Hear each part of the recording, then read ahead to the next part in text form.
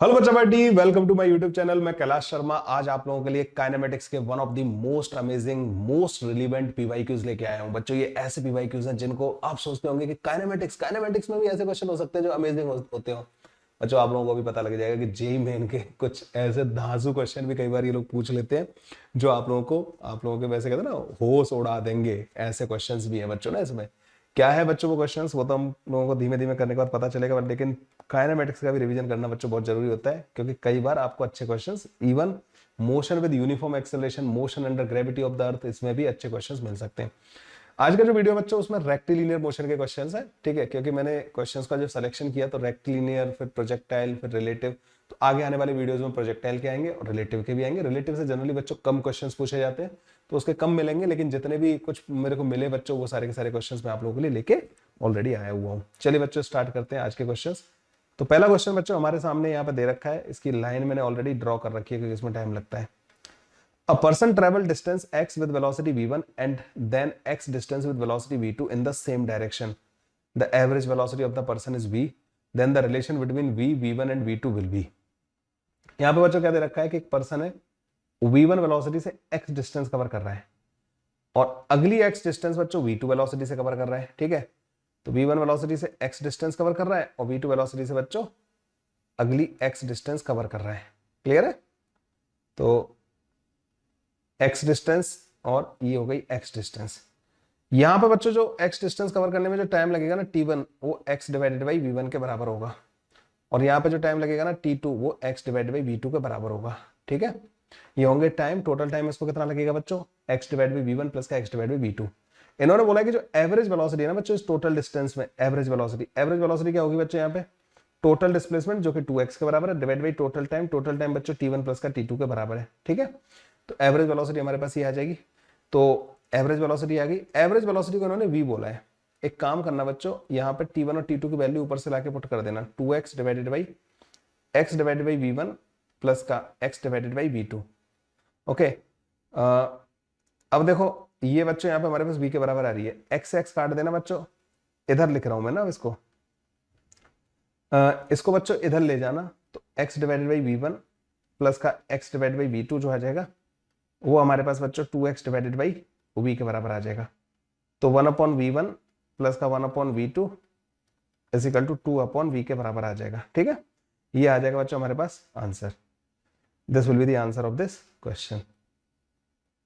Okay, तो 1/v1 प्लस 1/v2 equal to 2/v। C option will be the correct option.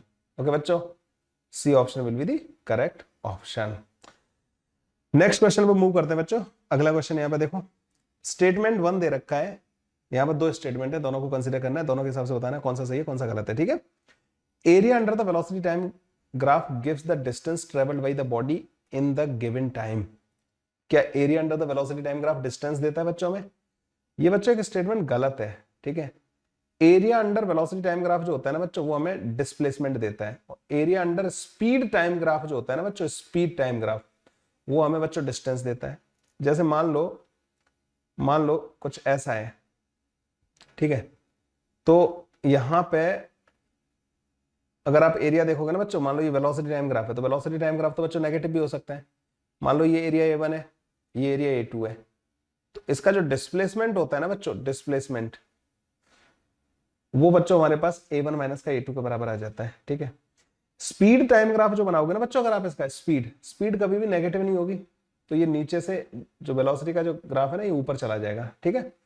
इसका जो area under the curve होगा ना वो पॉजिटिव ही होगा, ये A2 होगा, ये A1 होगा, है ना। अगर आपने v का मॉड, अच्छा वेलोसिटी का मॉड ही स्पीड होता है बच्चों ना, वेलोसिटी का जो मैग्नीट्यूड होता है ना वही स्पीड होता है। इसका जो एरिया होगा ना बच्चों वो हमें डिस्टेंस देगा, ठीक है। डिस्टेंस की वैल्यू बच्चों हमारे पास A1 प्लस का A2 के बराबर आ जाएगी। तो ये वाली चीज गलत हो गई ना बच्चों कि area under velocity time graph हमें डिस्टेंस नहीं देता, क्या देता है, डिस्प्लेसमेंट देता है। तो ये चीज यहाँ पे गलत लिखी हुई है ना, स्टेटमेंट 1 बच्चों गलत हो गया। Area under the acceleration time graph क्या देता है बच्चों, area under the acceleration time graph, acceleration time graph का जो एरिया होता है ना वो a dt का इंटीग्रेशन होता है, और ये आपको पता होना चाहिए कि चेंज इन वेलोसिटी के बराबर होता है, डेल्टा v वेक्टर के बराबर होता है, ठीक है। कैसे पता किया, dv vector divide by dt जो होता है ना बच्चों वो हमारे पास a के बराबर होता है, तो dv वेक्टर जो आ जाएगा ना बच्चों वो a dt के बराबर आ जाएगा, ठीक है। तो आपको पता होना चाहिए कि इंटीग्रेशन करोगे तो वो डेल्टा भी आ जाएगा, मतलब चेंज इन वेलोसिटी आ जाएगा। चेंज इन वेलोसिटी बच्चों area under the acceleration versus time curve होती है। तो area under the acceleration versus time curve क्या होता है? चेंज इन वेलोसिटी, वेलोसिटी नहीं, चेंज इन वेलोसिटी। ठीक है, तो सेकंड स्टेटमेंट बच्चों सही लग रहा है, यहाँ पे पहला स्टेटमेंट गलत लग रहा है। तो both statement 1 and 2 are true. नहीं, statement 1 is incorrect and statement 2 is true. C option बच्चों हमारा करेक्ट ऑप्शन आ जाएगा। ठीक है, ऐसा होगा बच्चों ये वाला क्वेश्चन जो है हमारा सॉल्व। ओके, अगले वाले पे आ जाते हैं बच्चों। A small toy start moving from the position of rest under a constant acceleration। अच्छा, मैं सोचता था कि जेई मेन के क्वेश्चन तो बहुत लल्लू पल्लू होते होंगे, मतलब ना पीवाईक्यूज, लेकिन मतलब जो जेई मेन से तुम्हारी एक्सपेक्टेशन है ना वो ऐसी यही होती है, मतलब ना इस तरीके के क्वेश्चन आप कर पा रहे हो, आप खुश रहो। A small toy start moving from the position of rest under a constant acceleration. If it travel a distance of 15 meter in t second, the distance traveled by the toy in the 2t second will be। T second में बच्चों 15 metre distance cover कर रहा है, तो 2t second में कितना distance travel करेगा ये बताना है। बहुत आसान सा क्वेश्चन है बच्चों, ये वाला तो आसान है। तो बच्चों ये इसका u 0 के बराबर है और इसको एक्सेलरेशन आपने a दे दिया। टी सेकंड में जो डिस्टेंस कवर करेगा ना बच्चों ये 15 मीटर है, तो 15 जो आएगा ना बच्चों half a into T square के बराबर आ जाएगा। आप बोलोगे यस सर।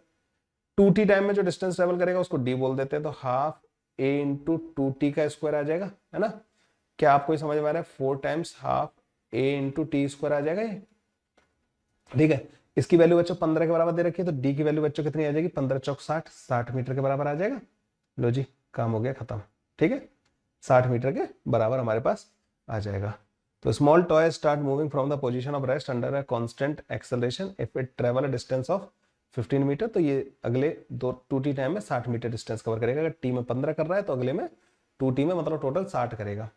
वैसे बच्चों टी टाइम में जो डिस्टेंस ट्रेवल की गई होती है ना, अगले टी टाइम में उसका 3 गुना करता है। अगर रेस्ट से चल रहा है ए एक्सेलरेशन से, तो टी टाइम में जितनी डिस्टेंस ट्रेवल करता है अगले में 3t, अगले टी टाइम में 5t, अगले टी टाइम में 7t एंड सो ऑन। तो टी टाइम में 15, अगले में 3 गुना 45, तो टोटल कितनी हो गई? 15 45 60 मीटर। ठीक है, डी ऑप्शन बच्चों इसका करेक्ट ऑप्शन आ जाएगा। अगला क्वेश्चन करते हैं बच्चों।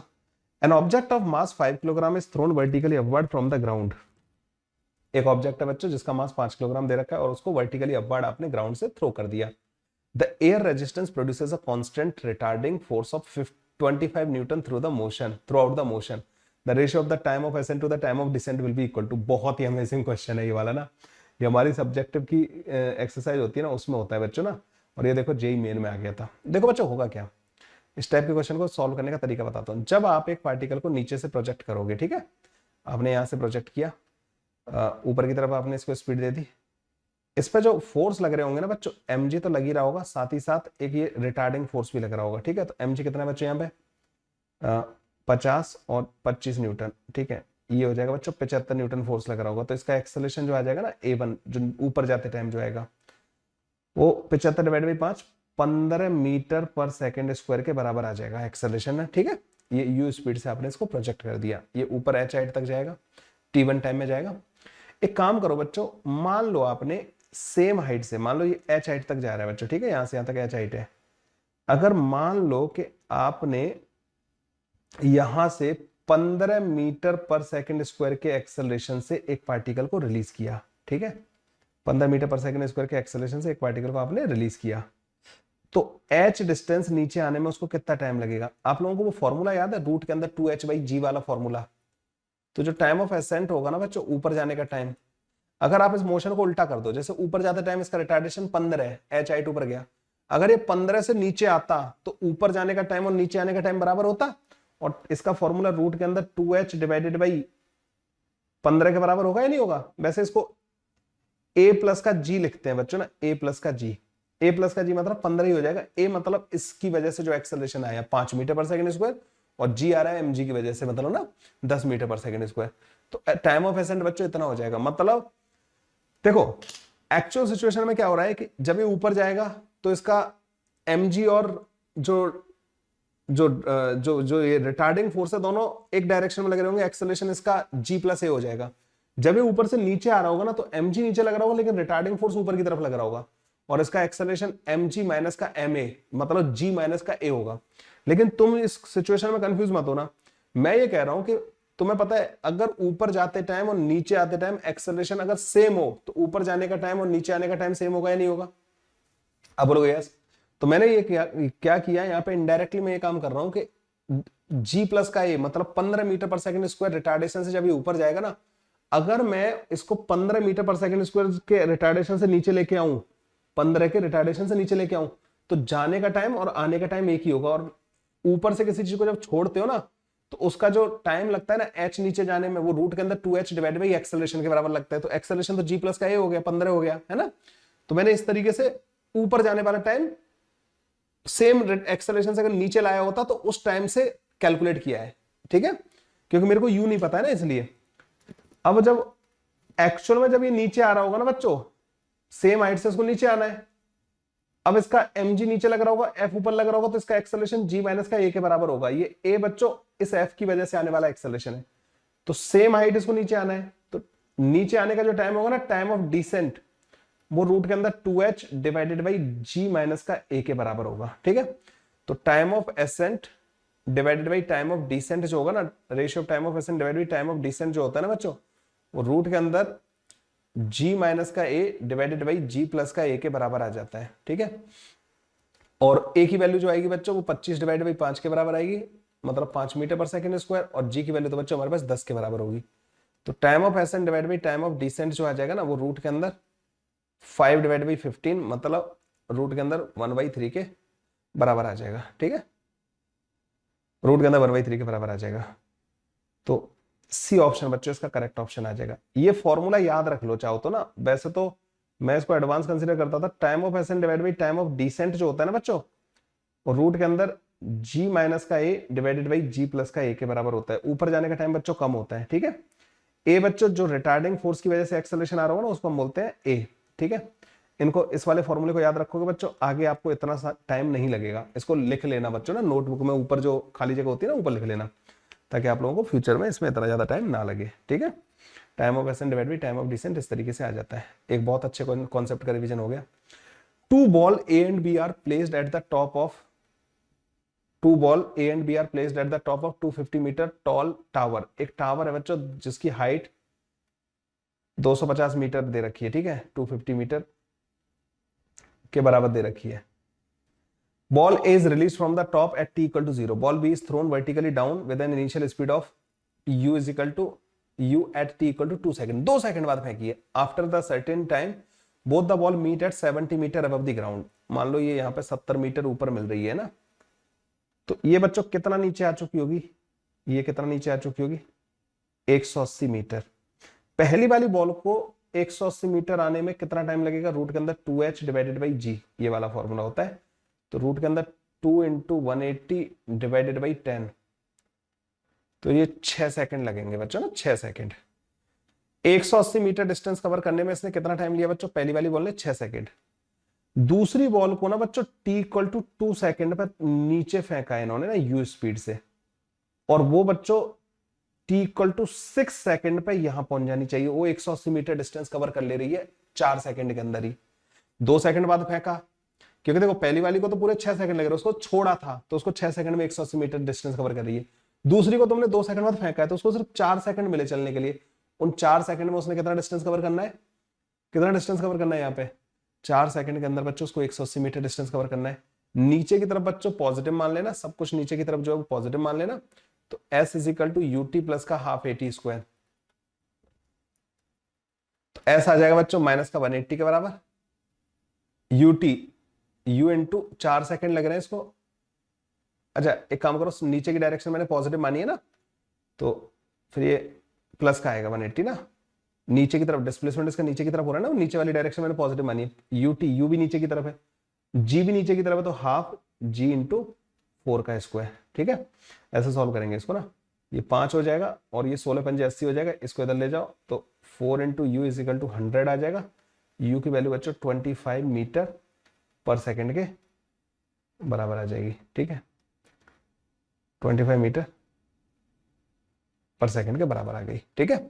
ऐसे करके बच्चों ये वाला क्वेश्चन सॉल्व हो जाएगा। Both ball meet 70 metre above the ground, तो 25 मीटर पर सेकंड से उसको प्रोजेक्ट किया गया होगा। क्लियर है? मेरे से तो भाई तुम्हें ट्रिक सीखने को मिलेंगी है ना इस टाइप के क्वेश्चंस को सॉल्व करने के लिए ना। Okay, a person move from A to B in a circular path as shown in the figure, the distance travelled by him is 60 metre, then the magnitude of the displacement would be. Okay, magnitude of the displacement पूछ रहे हैं हमसे ना। Distance जो होती है ना बच्चों वो पाथ लेंथ होती है।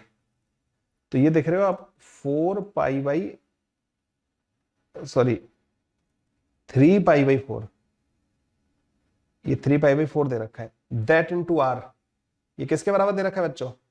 60 डिग्री के बराबर दे रखा है, सॉरी 60 मीटर के बराबर दे रखा है। ठीक है, तो पाई आर की वैल्यू बच्चों हमारे पास आ जाएगी, पाई इंटू आर की वैल्यू हमारे पास 80 आ जाएगी। ठीक है भाई, 80 आ गई हमारे पास, है ना। डिस्टेंस बोलिए ना इन्होंने। ओके बच्चों, मैं तुम्हें एक चीज बता देना चाहता हूँ, एक फॉर्मूला याद रखने के लिए बोलूंगा मैं आपको ना। जब भी कोई एक सर्कुलर पाथ पे कोई पार्टिकल मूव कर रहा हो, है ना, दो चीजें याद रखना अब यहां से आगे ना। जब वो थीटा एंगल रोटेट करता है ना बच्चों, तो उसका जो डिस्प्लेसमेंट आता है ना, अगर इसकी रेडियस आर के बराबर है, थीटा एंगल रोटेट किया, तो जो डिस्प्लेसमेंट होता है ना वो 2r sin θ/2 के बराबर होता है। और चेंज इन वेलोसिटी जो आता है ना, अगर ये कांस्टेंट वेलोसिटी v नॉट से मूव कर रहा है, कांस्टेंट स्पीड v नॉट से मूव कर रहा है, वेलोसिटी तो कांस्टेंट हो ही नहीं सकती ना, तो चेंज इन वेलोसिटी जो आता है ना वो 2v0 sin θ/2 के बराबर आता है। क्या आप इन दोनों फॉर्मूलाज को याद रख लोगे? डिस्प्लेसमेंट 2r sin θ/2 के बराबर, और चेंज इन वेलोसिटी वो 2v0 sin θ/2 के बराबर होता है। ठीक है, ये दोनों आपको फॉर्मूले याद रखने हैं। तो डिस्प्लेसमेंट बच्चों इसका जो आएगा, the magnitude of the displacement, वो ये आएगा। तो डिस्प्लेसमेंट का जो मैग्नीट्यूड आएगा 2 इंटू आर, आर हो जाएगा बच्चों यहाँ पे 80 डिवाइडेड बाई पाई के बराबर। ठीक है, इंटू sin θ/2, तो sin θ/2, sin θ/2 हो जाएगा sin 135 डिवाइडेड बाई 2। इससे क्या बेनिफिट होगा मेरे को ना, ये वैल्यू जो दे रखी है इन्होंने ना, cos 135 की वैल्यू दे रखी है, मुझे चाहिए sin 135 डिवाइड बाई 2। खैर मुझे लग रहा है इसकी कैलकुलेशन थोड़ी गंदी जाने वाली है।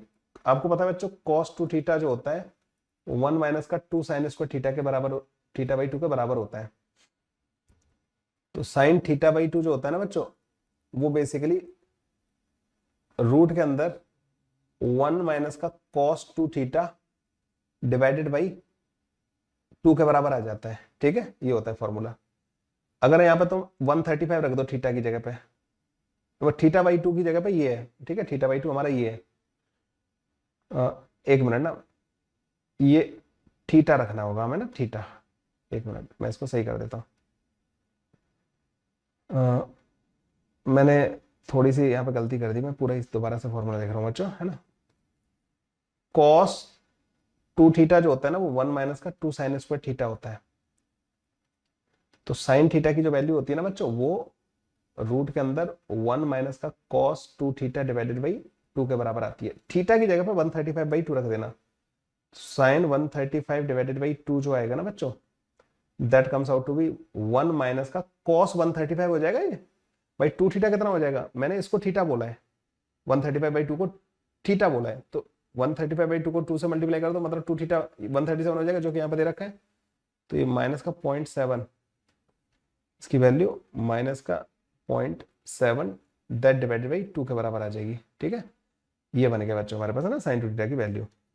तो अब इसको सॉल्व करते हैं बच्चों, तो s की वैल्यू आ जाएगी यहाँ पे 160 डिवाइडेड बाई पाई 22/7। बड़ा गंदा सा कैलकुलेशन जा रहा है यार इस वाले क्वेश्चन का ना, आई डोंट नो ओके इन्होंने इस तरीके का कैलकुलेशन हमें क्यों करवाया है। ठीक है, यहाँ पे बच्चों इसको लाओ, यहाँ से रूट के अंदर ऊपर बन रहा होगा 1.7, तो वो 0.85 बनेगा। इसकी कैलकुलेशन मैं कैलकुलेटर से करके देखो भाई। ठीक है, तो यहाँ पे रूट के अंदर 0.85 इंटू 160 डिवाइडेड बाई पाई, तो 47 मीटर आ रहा है। रुला देगी यार इसकी कैलकुलेशन, क्यों देते हैं ऐसे क्वेश्चन ये ना। B option is the correct option. आ तो रहा है भाई 47। ठीक है, ऑप्शन भी बड़े क्लोज क्लोज दे रखे हैं, 42, 40, 47, है ना। 47 आ तो रहा है भाई आंसर ना, देखो। पर ये सब ऑप्शन करना, ये सब करना बच्चों, साइन 135/2 की वैल्यू कैलकुलेट करनी पड़ी, गंदा कैलकुलेशन करवा दिया और कुछ नहीं है ना क्वेश्चन में ज्यादा। पर देख रहे हो ऐसे क्वेश्चन आपको देखने को मिलेंगे, इस तरीके की कैलकुलेशन आपको करने को मिलेगी, आप रेडी रहना mentally. Two buses P and Q start from a point at the same time and move in a straight line and their position are represented by this. Position दे रखी है बच्चों दोनों की। At what time both the buses have the same velocity? आपको पता है बच्चों, पहली वाली बस की वेलोसिटी जो आएगी ना VP, वो dxp डिवाइडेड बाई dt के बराबर आएगी, which will be alpha plus का 2 बीटा इंटू टी। ठीक है, दूसरी वाली बस की वेलोसिटी जो आएगी ना बच्चों, वो dxq डिवाइडेड बाई dt के बराबर आएगी, which comes out to be f minus का 2t। दोनों बच्चों बराबर करनी है मुझे, तो अल्फा प्लस का 2 beta into t is equal to F minus का 2t। तो 2t कॉमन ले लेना बच्चों, 1 प्लस का beta is equal to F minus का अल्फा आ जाएगा, t equal to F minus का alpha divided by 2 times 1 plus का बीटा आ जाएगा। इजी था ये वाला ना, कुछ ज्यादा करना नहीं था, दोनों की वेलोसिटी फाइंड करके सॉल्व कर लेना। तो एफ माइनस का alpha divided by 2 times 1 plus का बीटा, डी ऑप्शन बच्चों हमारा करेक्ट ऑप्शन आ जाएगा। अगला क्वेश्चन करते हैं बच्चों, NCC parade is going at a uniform speed of 9 kilometre per hour. अच्छा, मुझे किलोमीटर पर आवर में जब भी दे रखी होती ना, तो मैं उसको 5/18 से मल्टीप्लाई करके 5/2 मीटर पर सेकेंड कन्वर्ट कर लेता हूं पहले ना। तो एक एनसीसी परेड है बच्चों, वो यूनिफॉर्म स्पीड ऑफ 5/2 मीटर पर सेकेंड से जा रही है under a mango tree on which a monkey is sitting at a height of 19.6 metre. ठीक है, at any particular instant the monkey drop a mango, a cadet will receive the mango whose distance from the tree is. तो एक काम करते हैं बच्चों ना, यहाँ पे एक ट्री बना लेते हैं, यहाँ पे एक मंकी है बच्चों ना, ये ट्री हो गया। ठीक है, छोटा सा ही बनाते हैं। तो एक बंदा है यहाँ पे 5/2 मीटर पर सेकेंड की स्पीड से चल रहा है। अब मंकी ने यहां से मैंगो गिराया, ये जो हाइट है बच्चों ये 19.8 मीटर है। तो मैंगो को जमीन में पहुंचने में कितना टाइम लगेगा? तो आपको पता होगा, गिरा तो वो जीरो वेलोसिटी से रहा होगा, तो रूट के अंदर 2h/g होता है बच्चों, टाइम जो होता है 2 इंटू 19.8 डिवाइड बाई जी की वैल्यू बच्चों 19.6 है, तो 9.8 दे रखी है, तो ये आ जाएगा बच्चों 2 सेकंड। 2 सेकंड में मैंगो बच्चों जमीन पर पहुंच रहा है, उतने टाइम में इस कैडेट को डी डिस्टेंस कवर कर लेनी है। ये हमारी शीट में ऐसा एक क्वेश्चन है, उस टाइप का है ना। तो डी जो होगा बच्चों वो 5/2 इंटू 2 के बराबर होगा। तो जो कैडेट की जो डिस्टेंस होगी ना ट्री से, जो इस मैंगो को रिसीव करेगा, जिस मैंगो को मंकी गिरा रहा है, गिराने के टाइम पे उस कैडेट की डिस्टेंस 5 मीटर होगी। गिराने के टाइम पे, जब वो छोड़ रहा है ना, उस टाइम भी 5 मीटर दूर है। मैंगो पहुंचेगा 2 सेकंड में नीचे, ये 2 सेकंड में 5 मीटर कवर करके पहुंच जाएगा। तो इसका आंसर आ जाएगा बच्चों A option will be the correct option. Okay, बढ़िया था भाई, मतलब ज्यादा डिफिकल्ट नहीं था, अच्छा था। A ball is thrown up vertically with a certain velocity so that it reaches a maximum height h. Find the ratio of the time in which it is at a height h/3 while going up and down, coming down respectively. इस question को करने के बच्चों मेरे दिमाग में 2 solution आ रहे हैं, 2 तरीके आ रहे हैं। पहले तो मैं तुम्हें समझा देना चाहता हूं कि क्वेश्चन में पूछा क्या है। इन्होंने ये बोला है कि बॉल को ऊपर की तरफ फेंका गया, वो ऐसे गई, h हाइट तक गई, और h हाइट के बाद बच्चों वो नीचे आ गई होगी, है ना। So this height they are saying कि this height is h। अब ये कह रहा है कि ये एक टाइम पे ना h/3 हाइट पे होगी। कितनी हाइट पे होगी बच्चों? h/3 हाइट पे होगी। ठीक है, तो ये टाइम मैंने t1 बोल दिया, और t2 टाइम पे बच्चों ये यहाँ पे होगी, इस टाइम को t2 बोल दिया। ये आपसे पूछ रहे हैं कि what will be find the ratio of the time in which it is at a height h/3 while going up and coming down। तो t1 डिवाइड बाई t2 की वैल्यू पूछ रहे हैं। तो पहला मेथड तो ये बच्चों के, एक तो ये वाला फॉर्मूला लगा दो कि डिस्प्लेसमेंट इन वर्टिकल डायरेक्शन, वो h/3 लिख दो, h/3 equal to u into t minus का हाफ gt स्क्वायर। इस वाले फॉर्मूले से 2 सॉल्यूशन आएंगे, वो t1 और t2 होंगे।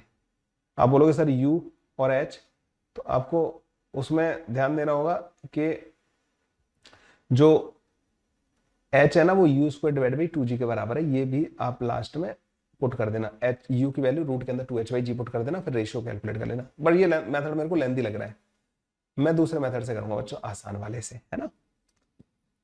ये तो सिखाना है मुझे तुम्हें। मैं ये कहूंगा कि अगर मैं एक पार्टिकल को h हाइट से रिलीज करूं, तो उसको जमीन पे पहुंचने में कितना टाइम लगता है?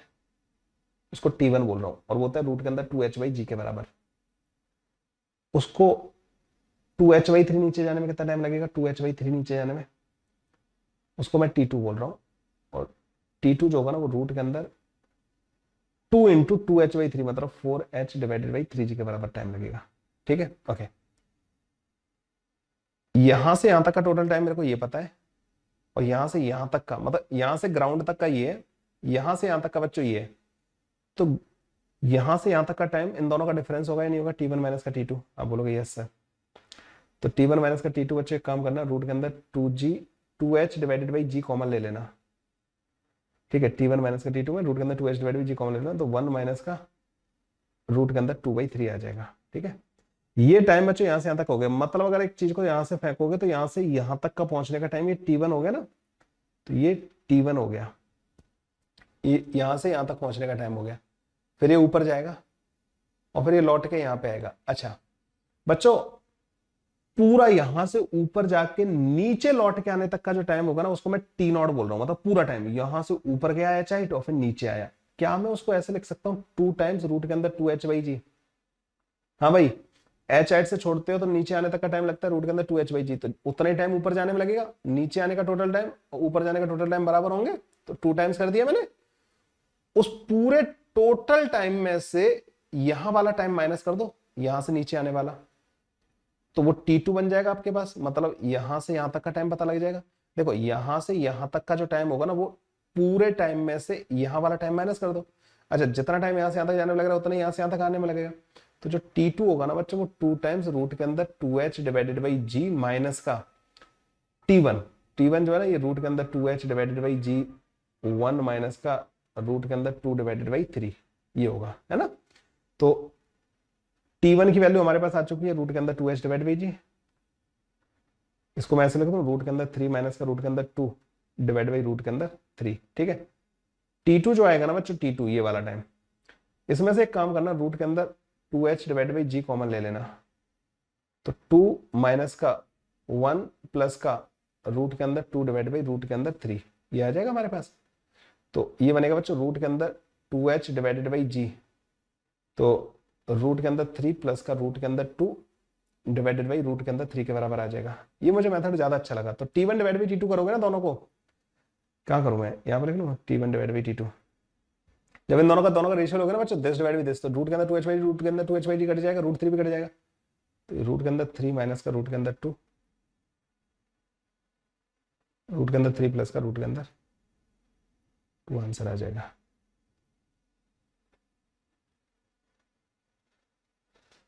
ठीक है, तो रूट के अंदर 3 माइनस का रूट के अंदर 2 डिवाइड बाई रूट के अंदर 3 प्लस का रूट के अंदर 2। अब ये तुम सोच सकते हो जेई मेन का क्वेश्चन है ये वाला ना, इस वाले में से भी आ जाता। ठीक है, पर मैंने तुम्हें थोड़ा सा ट्रिकी, थोड़ा दिमाग चलाने वाला मेथड बताया। ठीक है, यार हमारे साथ होता है यार, तुम कुछ तो सीखोगे ना नया।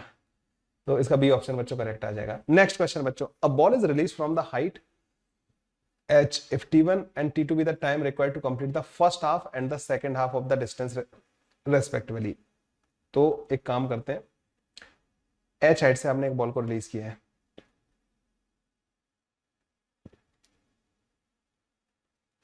तो h/2 डिस्टेंस ट्रेवल करने में उसको जो टाइम लग रहा है ना बच्चों h/2, उस टाइम को उन्होंने T1 बोला है। और अगला जो डिस्टेंस ट्रेवल करने में जो टाइम लग रहा है उसको T2 बोला है। फर्स्ट हाफ का T1, तो यहां तक टोटल जो टाइम हो गया ना, टोटल टाइम ऑफ फ्लाइट, तो वो T1 प्लस का T2 हो गया, ये कह रहे हैं।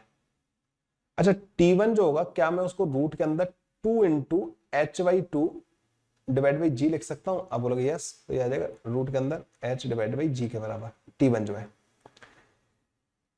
T1 प्लस का T2 जो होगा वो टोटल टाइम है, तो रूट के अंदर 2h/g के बराबर आ जाएगा। T1 की वैल्यू यहां पर दे रखी है, तो T2 की वैल्यू जो है ना रूट के अंदर 2h divided by g minus का रूट के अंदर h डिवाइड बाई जी के बराबर आ जाएगी। तो T2 जो आ जाएगा ना बच्चों, रूट के अंदर h डिवाइड बाई जी तो ले लेना कॉमन, रूट 2 माइनस का 1 आ जाएगा। ठीक है, और रूट के अंदर h divide by ji T1 के बराबर है, तो T2 बच्चों हमारे पास T1 रूट 2 माइनस का 1 के बराबर हमारे पास आंसर आ जाएगा। तो T2 is equal to T1 root 2 minus का 1, T2 equal to root 2 minus का 1 T1। ठीक है, डी ऑप्शन बच्चों will be the correct option. Okay, ऐसे हो जाएगा बच्चों ये वाला क्वेश्चन सॉल्व। कैसे लगे बच्चों काइनेमेटिक्स के क्वेश्चन? क्या तुम्हारी एक्सपेक्टेशन से अच्छे थे? पीवाईक्यूज मतलब अच्छे सेलेक्ट कर रहा हूं मैं, तुम्हारे कॉन्सेप्ट अच्छे से रिवीजन हुए। रेक्टिलिनियर मोशन जो कि सबसे पहला टॉपिक है जिसमें तुम अपने आप को प्रो समझते हो, उस वाले टॉपिक में भी तुमने देखा होगा कि कुछ चैलेंजिंग क्वेश्चन बनाए जा सकते हैं और उन चैलेंजिंग क्वेश्चंस को कैसे सॉल्व करना है, कैसे ट्रिक से सॉल्व करना है, वो सारी की सारी चीजें बच्चों मैंने यहाँ पे बताई हैं। कुछ फॉर्मूलाज मैंने डायरेक्ट यूज किए हैं, जैसे एच हाइट से किसी पार्टिकल को गिराया जाए तो रूट के अंदर 2h/g टाइम लगता है उसको नीचे पहुंचने में। वो सारी की सारी ट्रिक बच्चों यूज करके, ज्यादातर तुमने देखा कि क्वेश्चन जो थे वो मोशन अंडर ग्रेविटी वाले थे, वो मैंने आप लोगों को बच्चों यहाँ पे सॉल्व करना सिखाया है। तो उम्मीद करता हूँ आपको क्वेश्चंस तो बहुत पसंद आए होंगे। मिलते हैं बच्चों फिर नेक्स्ट वीडियो में और ऐसे ही अमेजिंग क्वेश्चंस के साथ। तब तक के लिए bye bye, take care. Video को लाइक करना मत भूलिएगा,